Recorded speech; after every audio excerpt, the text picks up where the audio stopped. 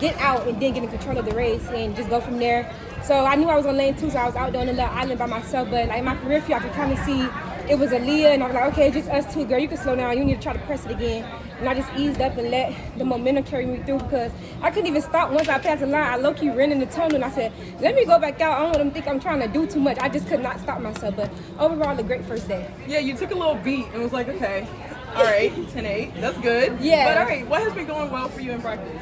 In practice, for me, it's just been a lot of focusing on the little things and not letting myself be consumed by frustration, because as athletes, we tend to want to be perfect.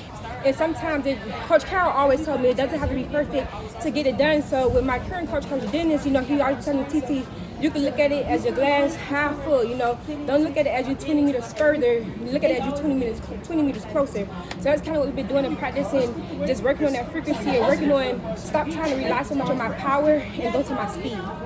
And Dennis's group has been killing it these rounds. Yes. I mean, now that you can finally look at it now since you're done, what does that say about Coach Dennis? It says a lot. It says that he out there doing that coach, not only him, but also Sharif as well. Sharif is out there with Coach, where they're setting up cones, where they're him videoing us and walking us through what we need to fix with our mechanics. So kudos to both of them. They're doing a great job through these rounds. You said mindset of, it doesn't have to be perfect to get the job done. You feel like how close to perfect was this race? Like, what were some of the imperfections? I would definitely have to go back and look at film. In this race, it was just more so just getting through easy, not making the job harder than it needs to be.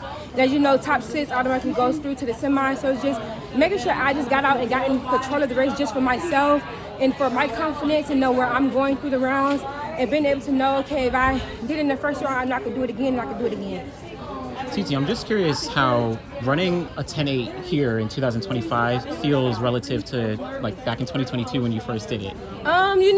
Me and Melissa and her husband was talking about how this track actually owes me a 10.7. It was been plenty of times I ran here and been acclimated to Hayward Field. Back in 2022, running 10.7 windy. 2024, running 10.89 to make the team, and then coming here and starting off with a 10.89 is just an amazing feeling. It's just showing that my hard work is paying off and that everything is there. I just have to go out there and do it myself when the time counts. Good job out there. Thank you.